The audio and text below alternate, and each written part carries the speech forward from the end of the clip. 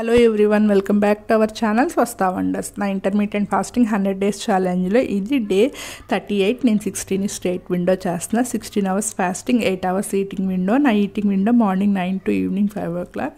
ఈరోజు మార్నింగ్ 9 o'clockకి బ్రేక్ఫాస్ట్లోకి అయితే బీట్రూట్, జింజర్, ఆమ్లా జ్యూస్ అయితే ప్రిపేర్ చేసుకున్నాను. అది తీసుకున్నాను. ఇంకా బ్రేక్ఫాస్ట్లోకి కొన్ని స్ప్రౌట్స్ అయితే తీసుకుందాం అనుకున్నాను, బట్ ఆకలికి అనిపించలేదు, అందుకని అవాయిడ్ చేశాను.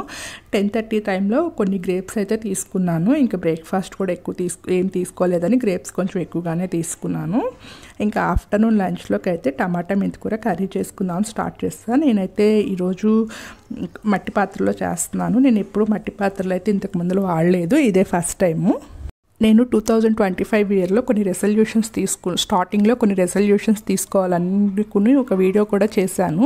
ఆ వీడియోలో కూడా చెప్పాను కదా, కుకింగ్ వెజల్స్ కొన్ని చేంజ్ చేసుకుంటాను, అలాగే ప్లాస్టిక్ కూడా అవాయిడ్ చేస్తాను. దానికోసం అయితే చాలా చేంజెస్ అయితే చేసుకున్నాను. జనవరిలో, ఫిబ్రవరిలో కూడాను టూత్ బ్రష్ దగ్గర నుంచి అన్నీ చేంజ్ చేసేసుకున్నాను. దానికోసం వీడియో కావాలంటే కామెంట్ చేయండి, కంపల్సరీ చేస్తాను. నాకైతే మట్టి పాత్రల్లో కూడా మంచి క్వాలిటీ అయితే దొరకలేదు, కానీ దొరికినవి ప్రజెంట్ అయితే తెచ్చుకున్నాను. స్టార్టింగ్ అయితే నాకు కూడా అలవాట్లేదు కదా, కొంచెం బాగా అలవాటు అయిన తర్వాత మంచి కొనుక్కోవచ్చులే అని చెప్పేసి స్టార్టింగ్ నార్మల్వే దొరికినవి తీసుకొచ్చుకున్నాను. ఇంకా ఆఫ్టర్నూన్ లంచ్లోకి అయితే బ్రౌన్ రైస్, టమాటా మెంతికూర కర్రీ, ఆమ్లెట్, కొంచెం ప్లెయిన్ కర్డ్ అయితే తీసుకున్నాను. బ్రౌన్ రైస్ కూడా రీసెంట్గానే స్టార్ట్ చేశాను కదా, స్టార్టింగ్లో కొంచెం సాటిస్ఫాక్షన్ అనిపించలేదు, కానీ తిన్న ఫీల్ రాలేదు, బట్ ఇప్పుడు బాగానే అనిపిస్తుంది. ఇంకా అలవాటు పడిపోతున్నాను. ఇంకా బ్రౌన్ రైస్ తింటే బెనిఫిట్ ఏంటంటే ఈవినింగ్ డిన్నర్ టైంలో కూడా మనకు ఆకలిగా అనిపించదు, చాలా స్టమక్ ఫిల్లింగ్గా అలా అనిపిస్తుంది. ఏమీ ఆకలేస్తుంది తినాలి అన్న ఫీల్ అయితే రాదు. బ్రౌన్ రైస్ తింటే చాలా వరకు త్వరగా ఆకలి వేయదు అని చెప్తారు కదా, అదైతే నిజమేను. నేను కూడా ఆ ఫీల్ అవుతున్నాను.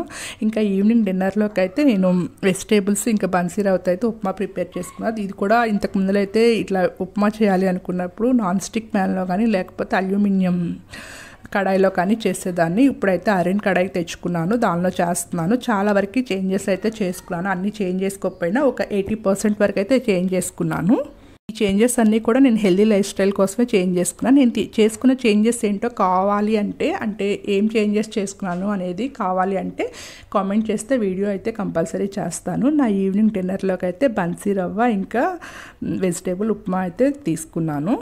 ఐరన్ కడాయిస్ కూడా చాలా యూస్ఫుల్గా అనిపించాయి. ఫస్ట్ అవి ఎలా వస్తాయో అనుకున్నాను, బట్ బాగున్నాయి. వాటిలో కుకింగ్ చేస్తున్నా కూడా ఏమీ అడుగంటడం అలా ఏం లేదు. లైట్గా ఆయిల్ ఒక 2 drops 3 drops అంతా ఆయిల్ అప్లై చేసిన తర్వాత కొంచెం లైట్గా ఆయిల్ వేసి వంట చేస్తుంటే ఎక్కువ ఆయిల్ వేసినట్లే అనిపిస్తుంది, కానీ మనం కొంచెం ఆయిల్ వేసినా సరే అలానే కనిపిస్తుంది. ఇదైతే చాలా బాగా నచ్చాయి నాకు ఈ వెజల్స్ అయితేను. Thank you for all. Please like, share and subscribe to my channel.